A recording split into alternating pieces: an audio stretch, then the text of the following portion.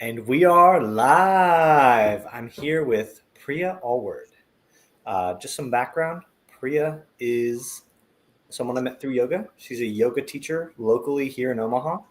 Um, I just think it was so fantastic meeting her. She's amazing. Mm. Someone amazing to talk to, and I really am just so excited to share a story with everyone who's going to be watching.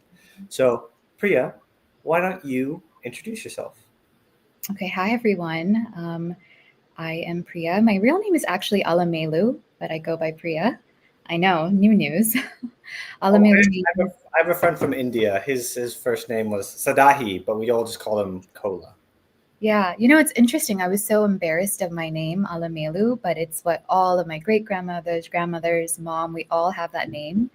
And it was one of those things that I would just be like, oh no, it's Priya, like, in school growing up as an immigrant. And I'm learning to love my name. I'm learning to love Alamelu.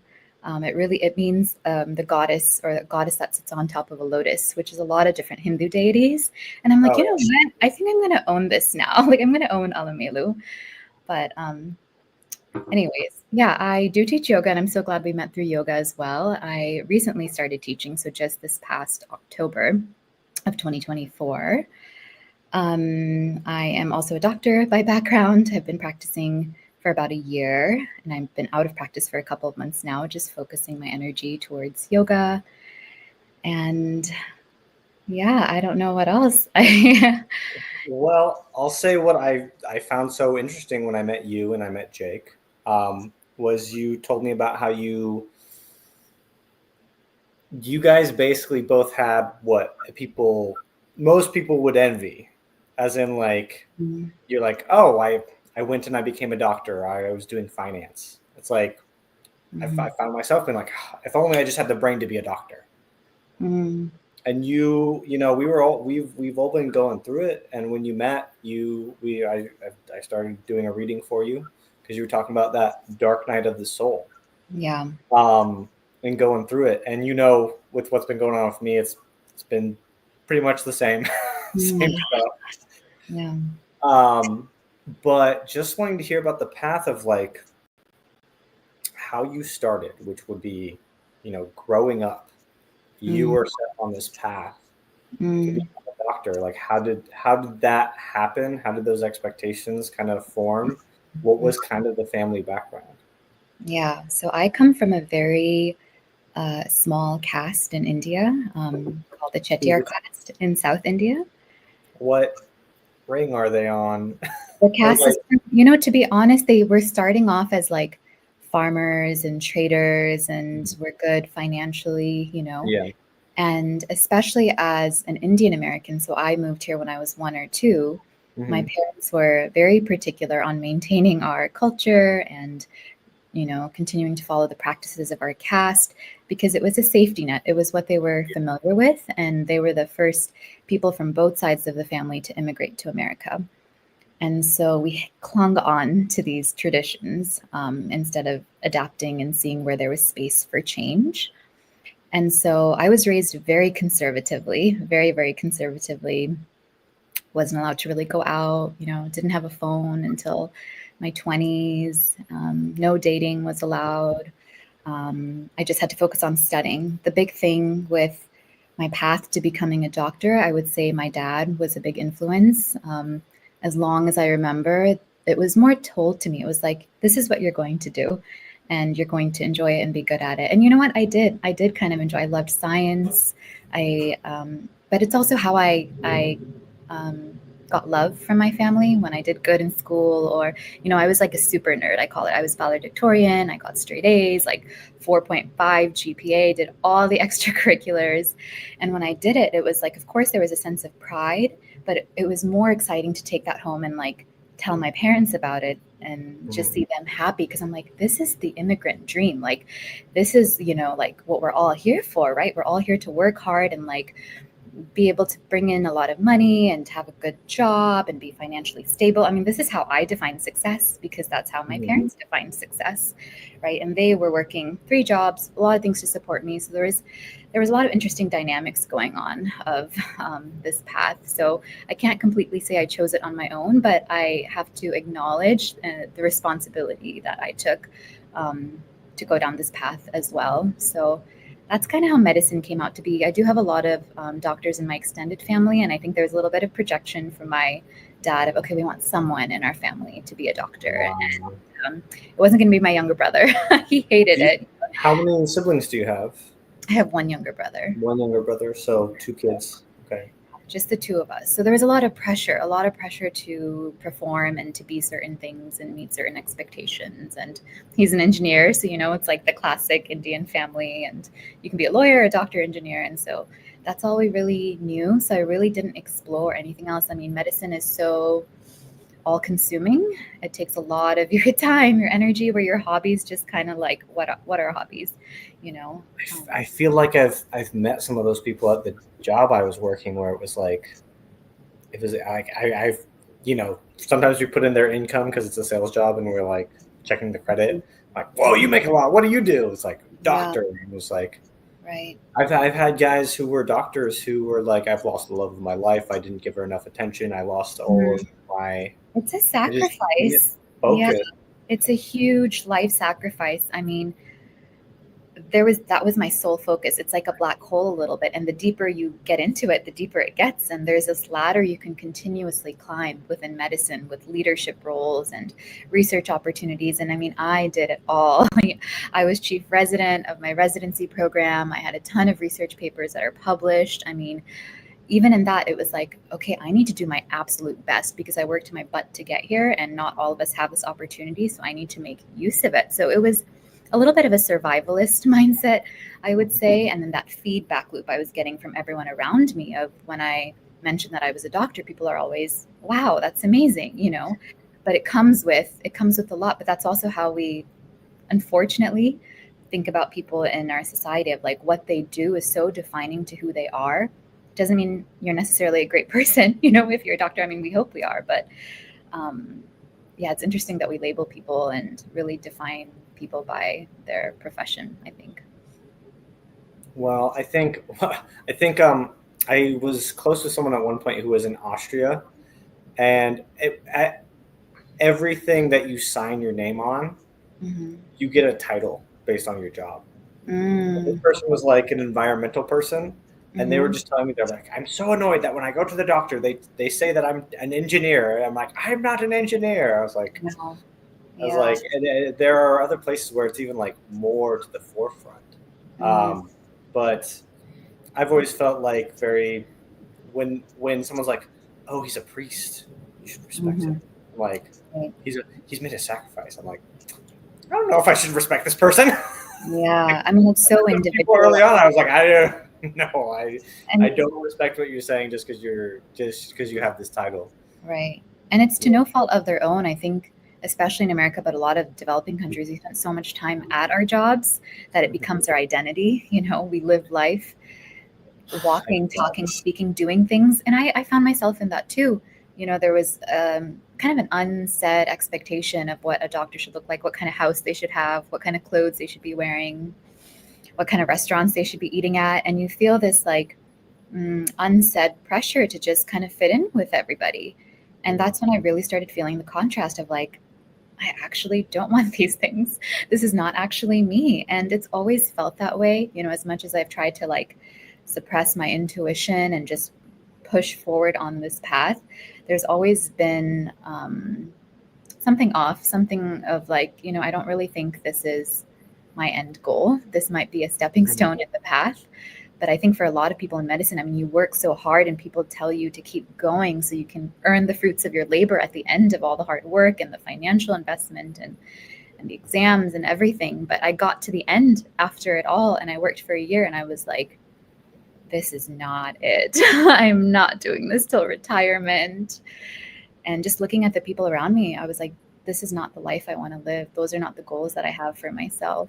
So that was pretty startling and really eye-opening for me, which put me into my dark night of the soul. Okay. So one of my curiosities now is, so you were a doctor for a year.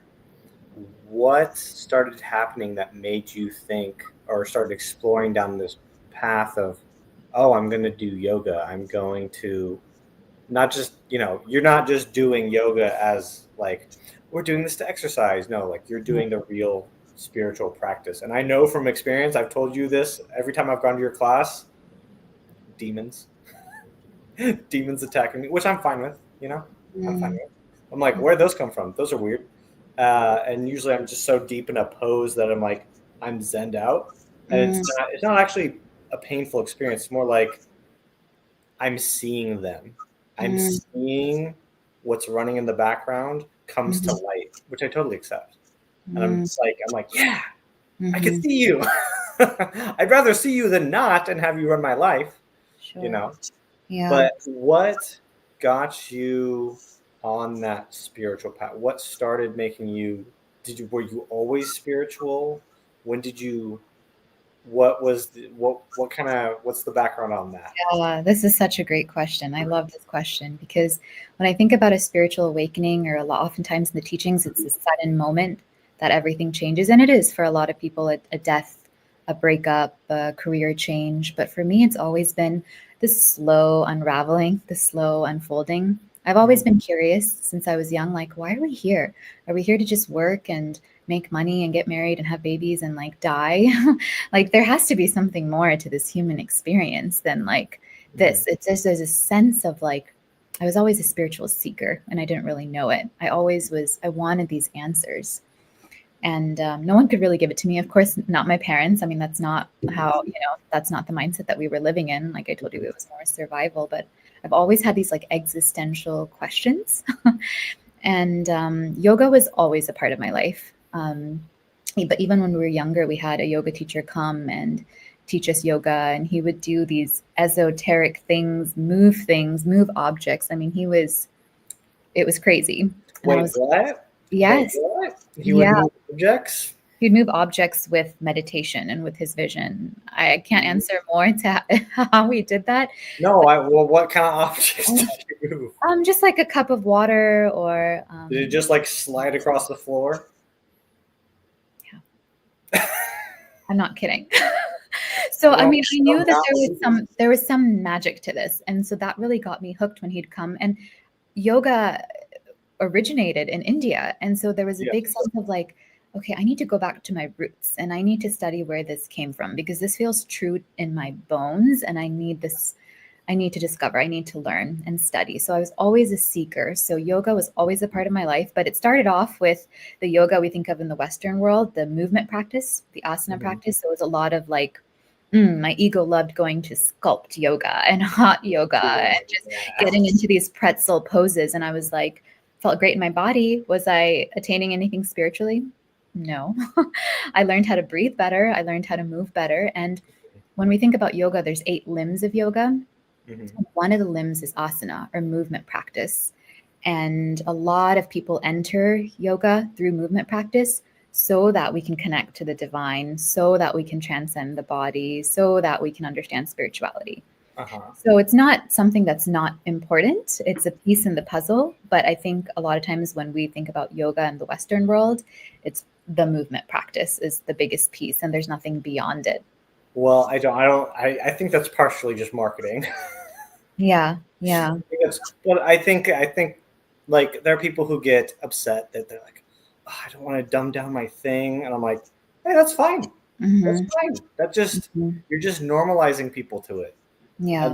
And then some people will stumble into the other practices as well. Right. That's And it's totally when you're ready, right? I mean, I wouldn't have had any interest in yin even 3 years ago. It's like, Mhm. that's boring. That's too slow. I Mhm. can't sit there with my thoughts. That's not interesting to me. I want to do hot yoga. Like, I want to sweat and I want to move. And that's the path I mean, it's like everyone is at different places in our lives. And so yoga will meet you exactly where you're at and what you're ready for. It's the beautiful thing. It continues to evolve. So As just to give anyone viewing some background, though, um, Yin yoga. Is there something literally called yang yoga, or just hot yoga is yang No. yoga? I would say most other forms of yoga, like vinyasa or hatha yoga, hot yoga, are all yang because it's more movement, more Yeah. masculine. And then Yin Yoga it's from Taoist and Chinese Yes. philosophy, branching off of traditional yoga. So it's more recent, actually, the only Okay. last So it was 45 a recent years. rebranding, but like it does give anyone with the background to understand yang yoga would be active masculine yoga. Yin yoga would be feminine, Correct. cool, slow, Exactly. meditative yoga. Yes. Exactly. Yeah. Exactly. And of course, you can have yang practice within yin yoga and you can have yin practice within yang. And that's the dualistic nature of yoga, Yeah, right? it's in the symbol. It's in the, Even in a yang practice you can have meditation, or even in a yin practice you're moving still. And so I don't think it's as black and white as we like to categorize things, but yeah, what you said, for the most part, the qualities of yin and yang are totally correct. yes. Yeah. Just anyone watching that no one's lost, because Yeah. anyone could stumble in. And um but so what, you had a background where you had seen mystical experiences. Hmm. And what then, you said it was a progressive, Yeah. you were feeling at the job like this isn't right for me, Hmm. right? Hmm.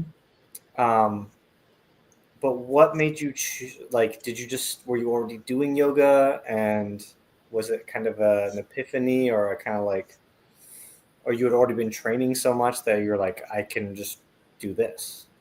No, definitely not the You had to latter. go. You had to go. You had to go. Yeah, I would say, I mean, I saw some esoteric things and I was always curious. And I really feel blessed because I feel like the right people came into my life at the right time, be it Mhm. yoga teachers, or the contrast was really important, actually being in something that didn't feel good to me, seeing people in medicine.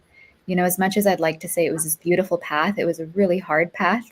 And the biggest light for me was following my heart, and that intuition has always been my guiding force, be it with my family, be it with my job, be it with my relationships. I mean, I started to tune into that and make decisions from that place instead of from this place, instead of from what looks good on paper, what are other people going to think place. I started to really tune inwards, and that's how yoga came to me. And there was a yoga studio I was a part of in Hawaii when I was working there that was Mhm. like a local community studio. And two of the teachers were branching out and started a yoga teacher training, the first session of their cohort ever. And it was about halfway into my job. And I thought, you know what? I've always wanted to do it, but it's never felt like the right time. And for some reason, it was really calling me. I was like, this is the time. It's now or never. I had no plans of teaching or taking a different career path or anything. I was just like always curious, and I knew it would open more doors for me. So I really went into it with an open mind, and it blew my mind. I mean, I cried a lot. I remember we learned about the koshas and different things, and I was just bawling because I was like, you know what? I've been a spiritual seeker my whole life, but there's this whole community of people of generations of wisdom that have been passed on, ancient Hindu wisdom that people have defined and are teaching to me as like my truth. It's things that I've already known, but I'm able to organize it and make sense of it and truly believe and step into the power that's there instead of these maybe thoughts that were kind of circling around. Hmm. And so it all really started piecing together in my yoga training. And I started teaching actually at Kaiser. That was my first gig, Kaiser Permanente. That was What? where I was a pediatrician at. And so, Oh, so yeah, my middle name is Kaiser. look at that. Does it have to do with the foundation? Oh, No, no. I think it's spelled differently. I think it's spelled differently. Yeah. And so I started teaching there. I was always interested in wellness. And, even during residency, I was part of the wellness committee and did tea time Tuesdays. And um, yoga was like my talent for like our intern retreat. So it's always been a part of Oh, my okay. life. And it's like, okay, how can I integrate this into medicine? Because I feel like doctors need it the most. I mean, we're really stressed. So I started teaching there like just once a month, 20 minutes over lunch hour. I had 2, 3 students that would come. And again, it was not a career path that I was thinking about at all. But Mm. it got to a point in medicine where I was so burnt out and my soul felt very suffocated and crushed because I knew I was in the wrong space, and I kept pushing because it's like I have invested so much to be here. And there was that guilt of like, everyone else is doing it. Why can't I? Why can't I? But it was, again, that intuition, that guiding light, because I had made so many choices in my life in the past with that intuition. That was the guiding factor. That was a light where I had to be like, I can't do this anymore. I quit. um, yeah, that's a story of itself. I mean, this is something I haven't talked about because I've been away from my channel, but I've been on my own spiritual awakening. And I'll say, as you said, like you're a spiritual seeker. Um, I was a questioner, but I was a skeptic for a long time. Mm-hmm. And I literally had girlfriends who were like, you made me unreligious. You were just so skeptical of stuff and you questioned everything. Mm-hmm. But And that's important. That's important because I think a lot of religion can come from fear and something outside of ourselves, a belief of something outside of ourselves. And that sometimes takes away from our inner knowing. And we act from fear instead of from a place of our inner knowing, our inner truth, and from a place of love. And yeah, that can be hard to discern sometimes. well, I just definitely, I used to fight with my family about going to church. I was just like, this doesn't make sense. Mm. Um, Now, like with my own spiritual practice right now, I'm like, now I'm doing what I would if I was explaining it to anyone who didn't know. I'm like, it's Christian magic that's really open to any spiritual practice, but Yeah, it's like the West. so And a cool. lot of that tradition was actually influenced by Tantra and yoga as well. There's a lot of Eastern influence in Western magic right now, or like in the Mm, past 100 years. mm, It's and so a yeah, lot of the systems are integrated within right, each other. right. That it does feel like it's very willing to synthesize, Mm-hmm. which is something that I'm like, oh yeah. But Yeah, one thing I came across in my studies, and I've seen that like you have astrology stuff, uh, is like does astrology radically change between the West and India? Because I know that like Western astrology like goes all the way back to like the Epic of Gilgamesh. They're talking about these signs in the stars. Is hmm. it are they radically different, or is there some synchronization? Yeah. I wish I knew more. I wish I could answer this question better. I'm Mm-hmm. not totally sure. With Indian astrology, we look at our natal chart is a big Mm-hmm. part of it, and then palmistry. We had an astrologer that would come home and read off things to us, and a lot of it, which was very, very accurate. Mm-hmm. But at the same time, I think my family used astrology as a little bit of a crutch to predict future or alter their current behavior with what the stars were saying. And so that was a little bit off putting to me because it was taken to an extreme instead of as like a tool or something to give us a little bit of relaxation or Yeah. insight. It was more like we're going to change our decisions and our behavior based on what is written for us in the stars. And I think there's a difference between destiny and fate, and us having autonomy and choice within that to change certain patterns or loops that maybe was written for us or predestined for us. I really feel like there's a place for both. I feel like there are events in our life that were meant to happen, or soul contracts, people that we were meant to meet to help us grow. But at the same time, I do believe the choices we make determine our karma. So we have a huge role to play. And that was a big thing I was curious about too, of like, are we just pawns in this game, and are we just going, or is it like the butterfly effect where everything we do, it shifts, it shifts, it shifts? And I think my inner knowing is that it's a little bit of both. Absolutely. That's like one thing that helps me connect to people easily. Like at my job, I'd be like, you ask them for their birthday, and then I'll be like, star sign, and they'll Yeah. be like, what did you just? And I'm always just messing with them, but Yeah.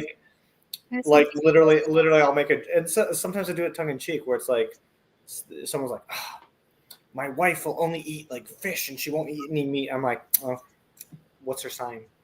Mm. It'd be like Well, Pisces. I can tell you that A water sign, of course. Jake and I are both Leos, and I'm vegetarian, and he's the biggest meat eater, biggest And cunt. So both my parents are Leo placements, and I really appreciate the Leos. yeah. Um, they're fantastic. And I But I think it's misinterpreted. I think in astrology they say they love attention and like, I think it's like the egotistical qualities of these signs are often portrayed.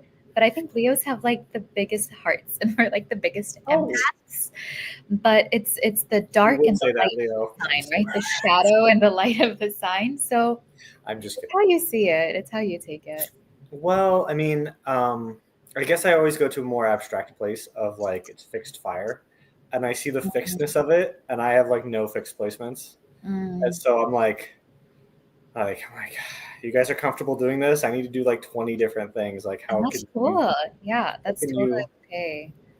Mm, It's totally mm. okay. And that's probably how you thrive. I mean, thinking about like what is it? Like I'm a manifesting generator Oh, for, me too. yeah. The And so human it's design. like human design. So I feel like these are all little tools in our toolbox, but they don't have to define us. We don't have to live by them. I agree, and I really do. So I came from this personality community where you get typed, Mm, and there was kind of like I'd find myself falling into this mindset of like I need to find someone of my type who's succeeding, and how did they succeed, and oh, if they can. And it was a lot of like actually mhm. boxing myself in, And again, it's looking outward instead of like inward too, but right? exactly. Hmm. But kind of instead of going like, what can't I do? It's like I probably should have just been looking at like, okay, what can I do? What am Hmm. I really good at? And stop thinking about focusing on what I'm not good at. Yeah, I And there's think we space for define both. ourselves sometimes so deeply based on these labels, and labels can limit us, right? Labels can sometimes put us in a box. So if I think I'm only a doctor and I'm a yoga teacher and I'm going to act in the certain way, or even just say yoga teacher, I'm a yoga teacher, if that becomes my whole personality, that closes off doors to anything else I could be and the wholeness of who I am. But I understand we need labels to interact with people. We can't live in this la da di da world. But I think as humans, we like knowing, we like having meaning, we like defining. But I think Mm. sometimes that can limit us in some ways instead of like, okay, I want to show up as a yoga teacher today, and maybe I don't want to tomorrow or for the next year or for the rest of my life. It's a little part of me, but I don't have to act in a way that I think a yoga teacher acts or eats or dresses or any of that, right? Because then I start to feel limited. Mm. No, that makes sense. One thing I will say Yeah. is about magicians. Yes. There's a there's a misconception. They say like to do magic you sell your soul to the devil, or like to do magic you sell your soul. Hmm. But they went actually it's a little it's like that. It's a little different. You Like I said when you become a magician, you sell your life to live many lifetimes in one lifetime. Ooh. Trip. You because you just go I'm just gonna transform myself constantly. Yeah. Like the way I actually view it is that Western magic is almost a type of cybernetic modification, and it's the dirty way. It's the dirty jury rigging way of using Hmm. mystical mechanisms of doing it. Hmm. It's really weird, and there are times where I have to like I'm like scared to make a change, but then if I like you've said, oh, am I guided by fear or am I guided by like my heart and stuff? Yeah. Um, I'm like, okay, like I could modify my mind. Hmm. I to explain to someone who doesn't believe in any of this stuff, I'd be like, it's like hypnotizing yourself, and it is partially like that. It's very much like that. It is Mm, like hypnotizing yourself. mm, But like, am I gonna hypnotize myself into something that doesn't align with who I truly am, or mm. who I truly am? So, should I hypnotize myself to be less afraid? Yeah. Yes. Wow, that's so interesting. And I Right. wonder if those questions often come from like the mind or Hmm. anxiety or just again that like just our human nature of like wanting to know and wanting to figure things out and wanting to be better, or from I always come back to this because this is like how I make all my decisions, like that inner knowing or intuition or inner guide. And Hmm. people have different senses when you tap in. Some people are clairvoyant, some people are clairsentient. So we hear things, we feel things, we sense things. So I think what can be really helpful is tapping into like how you know things, how you know the things that you're so certain about in your gut. And when you do the opposite of them, you immediately are like, yeah, that was the wrong decision. And I knew it and I did it anyway. Um, I find myself listening to little people's little coughs. Like I'm just like, like when my throat tightens up. yeah. Or when I'm talking to someone and I just feel like a wave of energy just in my Yeah. chest. It's So like, you're probably very clairsentient. So you feel emotion, you feel energy, and our bodies are always talking to us. I mean, even if you're not so attuned to this, oftentimes I think in our world we live in our mind and not embodied, and our bodies are always giving us signals. We can choose to numb, we can choose to distract, pick up the phone, look at social media, escape our body in any way, take pain medication, just like not sit with what we're feeling because it's uncomfortable. And we need to feel safe enough to allow those emotions to arise and know that we're still going to be okay despite them. So our body has so much wisdom. I mean, this is something I love talking about, tuning into the wisdom of our body. And as a yin teacher, that's a big piece of yin yoga too. We still the body to try to really tune in and to be with our body instead of escaping and moving fast and from one shape to the other. We're forced to be with ourselves in a way. no, that makes a lot of sense. And to bring that back to like the astrology, instead of Mm. how do I put cramming you in, Hmm. and also with personality systems or whatever, um, look at it as like a strength sport, you know. Yeah. And Yeah. that's what I've usually been trying to use it for. Is like my my chart is almost all fire and water, Mm. and I have so many. I have like main fire placements, but I Mm. have like 7 water placements. Interesting. Okay. And so I was like looking it up, and it's like, oh, it's like I have a grand water trine, and it's like, someone with a grand water trine would just love to talk about like your childhood problems. They're just like, I'm like, oh, is that what I'm doing right now? Yeah. And it is our strengths. I mean, it's how we see it. When we read, for example, like your daily horoscope on some website, we hold on to things that we want to resonate, Once, yeah. or the things that we're like, that's not it. Or there's something bad and we're like, oh my God, that's our truth. This is going to happen. I mean, I used to be obsessed with reading my horoscopes. I had 10 different astrologers. It was on my like calendar of like, okay, this person's going to post Sunday evening and this person's going to post their monthly, because I was grabbing for things outside of myself to give me guidance and Oh, yeah, validation. no. Oh yeah. Oh I yeah. for That's myself, right? I was like, everyone outside of me, please tell me how to live. Give me guidance. Give me validation. Because I wasn't able to regulate. I wasn't able to do it myself. I wasn't able to trust myself. So I was a spiritual seeker in that way too. Of I needed to talk to psych. I needed, and it's okay. There's no shame in that, right? oh There's no yeah. shame. No, There's guilt in being a seeker and getting help and assistance along your path, even using it as a crutch until you feel comfortable saying, okay, I think I can do this on my it's own. I think it's a developmental thing that's a stage. So like you Yeah. kind of, if you're like, oh, I can pull cards and I can kind of predict some outcomes. Hmm. Even very very recently, that's still sometimes a crutch for me, and I have to go. I've asked the same question about this topic so many times. Yeah. You just need to sit with it, just like you were saying, of like sitting in your body, feeling out the pains. Mhm. Now, it is like a stage of development where I'm like, okay, now I'm learning the cards. Now I'm helping other people. Now I'm having a problem, and I keep pulling the cards constantly. There's a Mm. point at which I know the symbols. I know what they mean. I Mm. know the energy that goes into it. Yeah. Like, this card means victory and being recognized by your peers. Mm.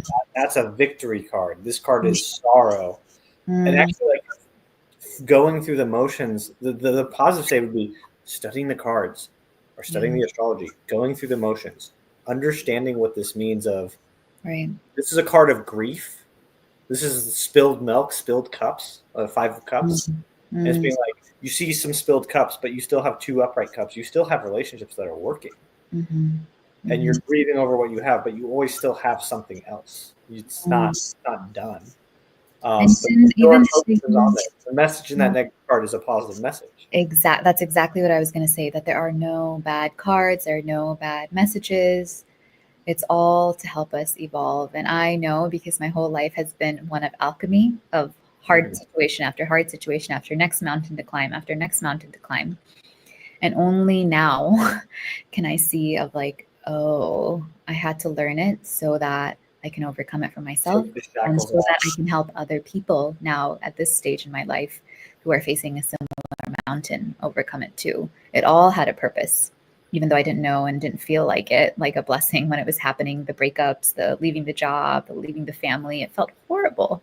So much grief, so much pain, so much processing. But it was all, I believe, for my ultimate evolution and for my soul's growth. It's absolutely the way I needed to learn things and what I had to go through. Absolutely. Yeah. Oof, yeah, we just need a breath after all that. We can take a little breath. We can take a little breath. We've been talking a lot. I enjoy it. This is stuff I enjoy talking about. So This is fantastic. It just flows. I will say, like, even now I'm feeling some pain in my chest. Mm, And people are like, "Oh, are you having a heart?" I'm like, "No, I know it's a mind body thing." yeah. It's like when I'm in a flow, it doesn't happen when I'm feeling that energy flow of positive energy. Never happens. Like, why is that? Mm-hmm. But my own background on, like, exploring the spiritual stuff was just like coming across someone who was talking about, hey, there was a research project about how human consciousness affects matter, and they were just experimenting with that. Yeah, I mean, you've seen like the Netflix documentary on water, when we speak to water or give it certain music, or when we ignore a cup of water, or when we're speaking negatively to a cup of water, their I crystalline haven't structure seen changes. that yet. Okay. It's basically how our energy and our vibration, our words, the music can change the structure if we look at it under a microscope after a certain period of time, after it's been under certain stress or certain positive vibration. The structure is totally different. And the water that's been spoken to with, I love you, I love you. Here's some great music, beautiful crystalline structures. The one that's been ignored, or the one that they repeatedly said bad things to in the experiment, completely distorted. And if you think about it, This is so like corny, but like it is incredible, because I saw the same thing they were saying about prayer over food mhm, would change it. everything is energy. The people around us, what we're listening to, what we're consuming, the music, everything our body is taking in, and we're literally changing our cells, our structure day to day. And I don't think we realize that. And sometimes when we hold on to things or don't process things, I think emotions are energy in motion. That's what we're taught in Yin Yoga. And they sit in certain parts of our body, and they continue to speak to us. And we have options. We can ignore, we can numb, we can go to the doctor, especially for diseases that we go to the doctor and they're like, this is incurable, Okay. or we're just going to have to do pain meds for this. I personally have some of those things. And again, like you were saying, the feeling in your heart, it's real. It's there. There might not be a cause where we can find out in a lab test or an x-ray or an ultrasound, but it's a vibrational, energetic, emotional holding pattern within your body that we can soften in different ways with different tools. And a lot of times it's acknowledging that first, is the first step. So one thing I want to get into more now is not just how you chose to go on a new path, but we've talked about this before, where it's that you've been touching right now is on how some of the problems with medicine today. Not to say like don't do medicine, Yeah. but like I feel like the intuition in the back of my head and the logic part in the back of my head is people go medicine, medicine, medicine, medicine, medicine, and I'm like, oh, we have the best medicine in the world here. Why are we chronically ill? Why are we the most chronically ill? Mm-hmm. Why, like, and that was something that was touched on by what was RFK Jr., which is like one of the only politicians I liked. It's Yeah. like I was like, oh, at least someone's talking about it. Yeah. I Like, mean, what's to be going on? honest, yeah, there are wonderful doctors out there. And I totally agree. There's amazing medicine. it's like that is their dharma, that is their path. They love Yes. medicine, they love science, they love helping people, and I see them thriving. Yeah. Unfortunately, that wasn't me. I love medicine because I loved helping people. I wanted Hmm. to heal people, and I wanted to work with children. Those Hmm. were the things. But I also saw the shadow side of medicine, which was the ties with the pharmaceutical company, the dependency on pharmaceuticals to treat symptoms but not root causes. And being Hmm. a pediatrician, I was like, yes, preventative medicine. Let's get our kids healthier, in better shape, better mental health, better sleep, better behavioral patterns so that they can avoid this stuff, when they get older. But actually, the lack of training and education about this is pretty startling. I've heard. And a lot of things we see in medicine, Western medicine at least, we see the body oftentimes in its parts. So we have a specialist for the stomach, a specialist for the brain, a specialist, for different things. And instead of seeing the human in this mind, body, spirit connection, like we were talking about earlier. So when someone comes with a physical problem, we're going to treat the physical symptom. Naturopathic medicine goes more into root causes. Ayurveda goes more into root causes, looking at the body and its constituents based on elements in the earth, water, fire, air. Hmm. So again, all these tools in your toolbox. Western medicine, if I needed a surgery, of course I'm going to trust Western medicine. If Yes. I had a horrible infection that my toe was going to fall, I'm not Yes. going to try Ayurvedic medicine. I'm going to take my antibiotics. So there is definitely a role that is so important, but I think it's not very well integrated with really looking at the root cause of things. And I think that's why people are really sick. And I think that's why America is one of the most unsick countries. I mean, we're putting more and more money into healthcare if you think about it. I mean, insurance rates are crazy high, but then chronic disease is also on the rise. So it's not matching. So the money, the research, everything we're putting in is not making people healthier, because I think a lot of the money and research, again, is going to these amazing pharmaceutical drugs. But we're not doing enough research about things that could really prevent these diseases in the first place. Maybe because it's not profitable. I don't know. I don't know the bigger scheme of things, but yeah, it makes me pretty sad, to be honest. Well, I guess I view it as very much a natural outrising of whatever the structure is. So the Mm, logical mechanism of the structure was it's a corporation, its purpose is to make money, yeah, and when you have the mechanisms of accountability are just only for that, those will be the outcomes you get. I yeah, mean, I was talking about that earlier with someone where it's like ethics. When I listen to business ethics and the ethics of like a board of the board of directors of a company, it's like they go, oh well, we have a fiduciary responsibility to our shareholders to maximize profits. it becomes And business. Yeah, healthcare is a big business. It's one of the biggest businesses to exist. I mean, at Kaiser, we had, this was a part of my burnout, but we had 15-minute patient appointments, and not a whole entire 15 minutes patient doctor interaction. It was from the time they came in, got checked in, got their vitals, their intake questionnaire, and then we came after visits. I mean, so we probably got 5 minutes, 7 minutes one on one with the patient. And there was already, if it was a well visit, I mean, once a year we're meeting them for 5 to 7 minutes to go over their health. Can you imagine? Or a teenager coming in with depression or wanting to talk about anxiety, 5 to 7 minutes. I had chronic patients that would come with like chronic kidney disease, crazy blood pressures, just so many things. And the solution was never, let's give us more time. The solution, what I heard was, this is just how we've always done it. And this is the structure. So, how can we take more of your time, maybe when you're charting the 30 minutes that we give you, or your lunch hour, or staying after? The finger was pointed back at us. And how can we make you more resilient and more efficient, and not at the system at large? And that's when I realized I was in a losing cycle there, because I mm, really brought up many times that we really need more time. We need more time with our patients. And that was just never an option that could have been discussed.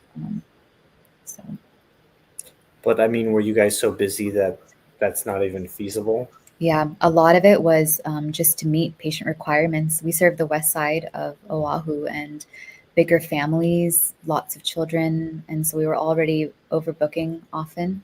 You know, a family would come in for one of their children, but they had five other, but they didn't have appointments. So it was the balance of like, okay, yes, we need to serve, we need to serve, we need to be available, but at the expense of quality of care, mental health of the provider, right? And so again, I can see where the structure came from to try to reach as many people as possible, but it's in my mind not doing the patients justice and is not sustainable. I can see that. I definitely agree with you. Not sustainable. Yeah. But I mean, one thing that very much I always question is like why are depression rates so high? Um, like that is something I see as the least sustainable. Health can go on for a while, but like this loss of meaning is really what are the highest what are the biggest killers right now in the West? Is it like suicide and cancer? Cancer, suicide. Yeah. And to me, I'm like that's crazy. That's unacceptable. That's always been unacceptable. Mm, And if your society is doing that, there's something wrong with it. mm, Like the people don't want to live in it. mm, Um, but for me, I would say experimenting with these spiritual stuff and seeing the effects of the world, it's mhm, like that's just the effects are the icing. The mm. fact that it's happening is like, whoa. Yeah, and it's just getting worse. We're just perpetuating it, you know. And I understand because you go through the system as a doctor and you don't have much wiggle room in your scope of practice or your standard of care, or so we're limiting ourselves in a way. And um, I think there's a lot of like capitalistic ideologies that come to play in Western medicine. And for me, it was just like I But ironically, I'll play devil's advocate. I'm like, I now look at like people in like the Eastern Bloc. You can blame capitalism or blame communism, but it's like both of those extremes have led to some of the most dark and depressing cultures imaginable, where just the Slavics, and I have Slavic ancestry, like the people who are experienced all that stuff were just like literally just saw someone talking. It's like, you know, you always say like it could get worse or like it could be worse. It's like, and that's what we've learned. Like it can always get worse. It can always just keep getting worse. There's no bottom to how much worse it can get. And I'm like, wow, you guys have seen some stuff, and we can blame. I'm saying yeah, no, I agree. neither is the pure problem or pure answer. 100%. 100%. Um, Ideally, I'd love to see a world where we could collaborate better and not be so secular in healthcare. Because insurance only covers Western medicine when you pay for your insurance. Everything else is out of pocket. Eastern medicine, Ayurveda, holistic health, a dietitian or trainer. I mean, Jake and I talk about this all this time. Wouldn't it be beautiful if we had a model where we had a dietitian right there and a strength and conditioning person or a coach that could actually help you, actually tools to help you with preventative care, mental health provider in your clinic. I mean, be a collaborative, functioning healthcare system. That would be my dream. And I think that's what mm, we love serving. I meant secular in that sense of when you come to insurance, you're tied into only pharmaceuticals and only Western medicine. So it's very exclusive in that mhm, sense. Yeah. mm. Well, that sounds incredible. I would, but it's gonna take like That might be a some little dream time. practice of mine in the future. So be a What? holistic.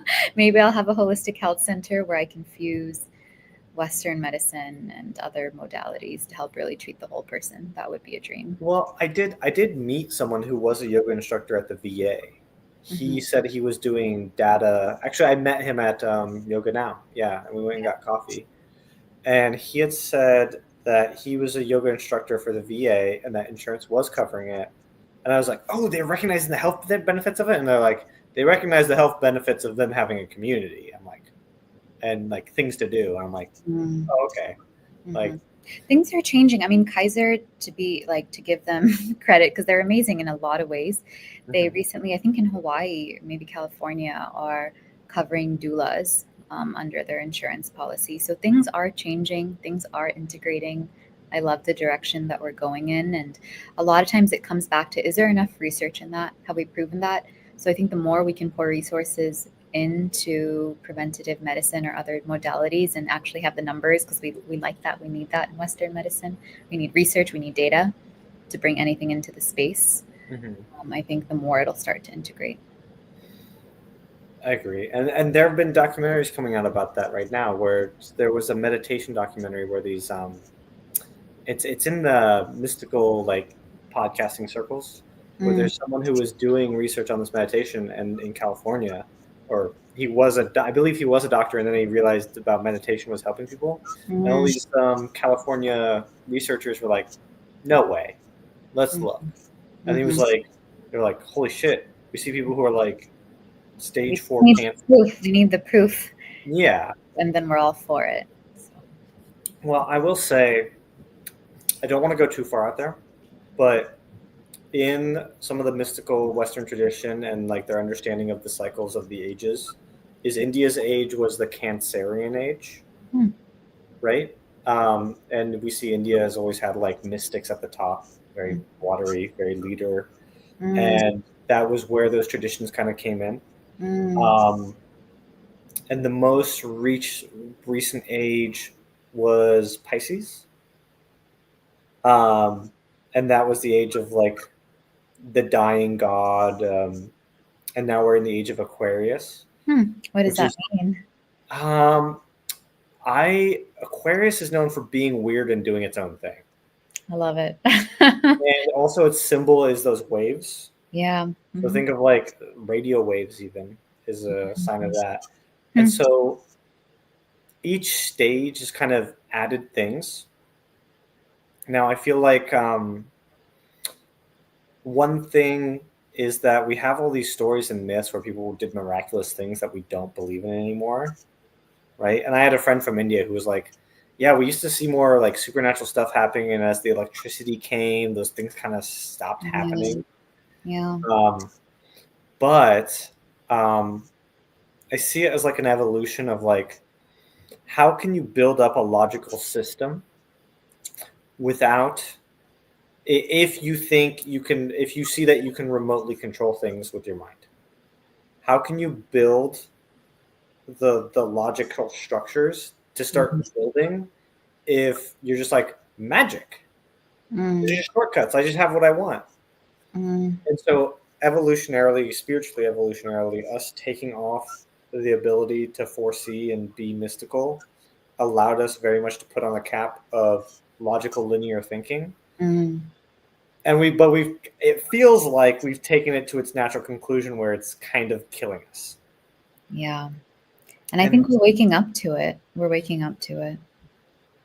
I think that too. And if you know about, um, if you know any Kabbalah, have you ever seen like the Western Tree of Life? There's a middle pillar. Mm-hmm. So let's be like the golden sacred path, right? Like the Buddhistic or the Christ path. Okay. And then there's the white and light and the dark pillar. Okay. And on the light side, it's like it's the side you'd have where you'd have expansion and Mm. feeling good. Mm-hmm. Mm-hmm. And on the other side is where you have contraction. Mm. And the contraction is also like logic, cutting apart. And Mm. there are certain like things where it's like if you there's like the spirit of Lucifer. So to bring up Lucifer, but like Lucifer, not Satan, as in the spirit of light, which is inflaming, Mm-hmm. and Ahriman, which is the spirit of material and Mm. darkness. Mm. And when you get more possessed by Ahriman, you're like I feel pain even talking about this. Maybe I shouldn't. Mm. But you become more obsessed with the material, and but you also get a destructive tendency. It's Mm. kind of like that scientific cutting up of like, I'm Interesting. going to dissect this, Right. pull it apart, Mm-hmm. which is like, you can have great breakthroughs that bring in more Yeah. life, but you can Yeah. also, you're killing what you're dissecting. Can they coexist? That's what the middle pillar is about going, I am not getting pulled too much to one side or the other. Mm-hmm. And And that's a lot of my brain too. I feel like what you described, because there's a very logical, practical, linear, scientific side of my brain. And there's a very spiritual, esoteric, intuitive. It's the yin and yang again. It all comes it's back left to and the right two. brain, left and right brain, Yeah, right? they're both amazing. They're both useful in their own ways. It's being able to tune into either side when you need, or both, and not letting one overpower the other. That's very true. Because like very much, if I was younger and had believed in magic, I would have been like, I'm gonna use magic to shortcut everything. And now I'm like, Mhm.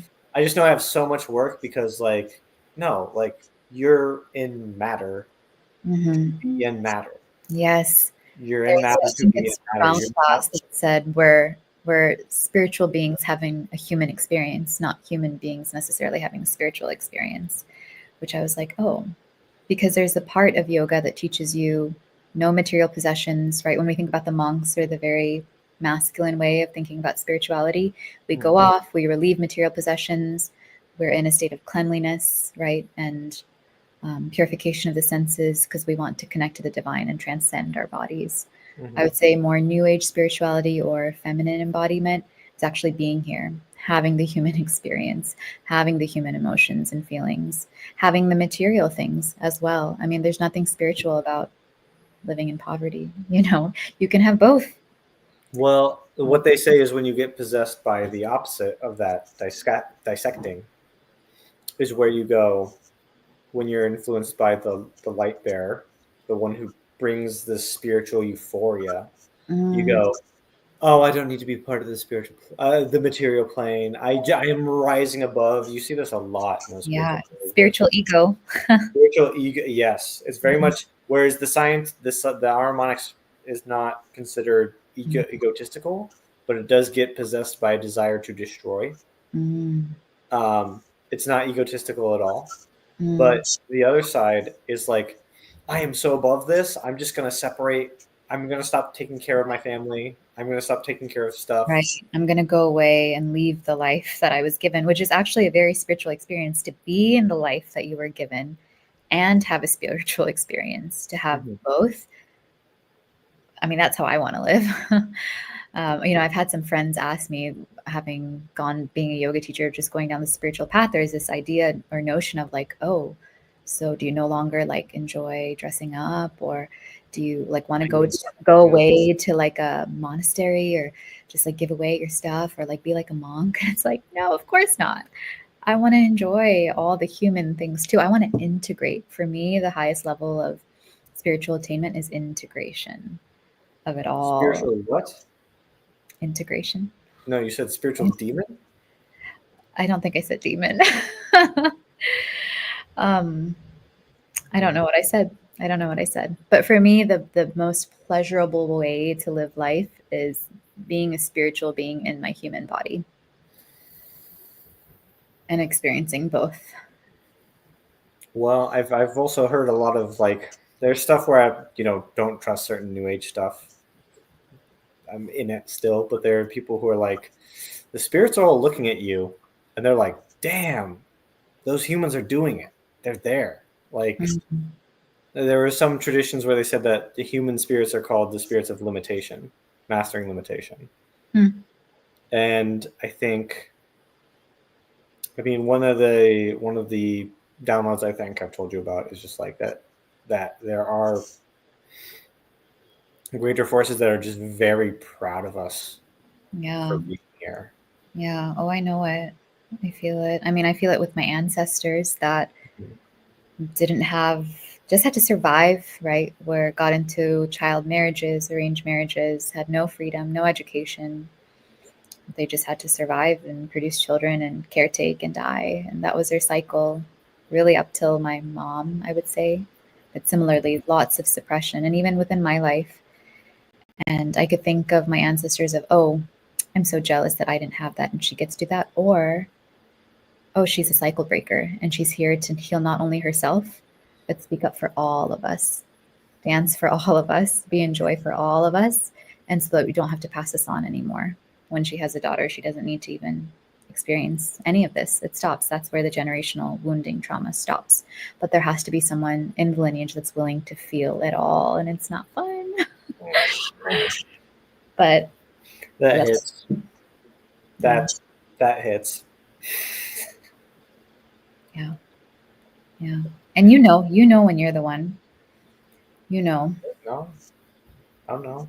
What are you talking about? Do you feel like you're that person as well? It's an honor. It's an honor to be that person. I mean, I feel like it's an honor. I feel like all my ancestors have my back and they're rooting for me up there. And I am in touch with them through my meditation, through my calling, and I feel their grief and I feel their pain in my womb, in my body. But I have the safety, I have the tools to be able to feel it, to be able to do differently where maybe they didn't. They just have to survive. And so I see it as the way I live life, why I live life. I have so much purpose because of them. It gives my life direction and purpose too. And so I see it as a blessing. And again, it comes back to like alchemizing. The hardest things that have happened in my life, or the things that I think are my weaknesses or shitty situations, are really what have made me all of me and helped me integrate my shadow. And the darkness is like what gives me light, what gives meaning to light. Ow. No, you hit me somewhere. I feel like I'm being like. I felt it. Well, I definitely felt that while you were saying that, and I think that's a good place to end the live stream. I think that's perfect. So Beautiful. everyone who's watched or watching or will watch, thank you for joining us, and you have a nice day. Thank you so much for being here with us, Priya. It was my honor. Thank you. Yes, it was definitely an honor, and we'll have to do this again. Definitely. So much to talk about. Yeah. Okay. Bye.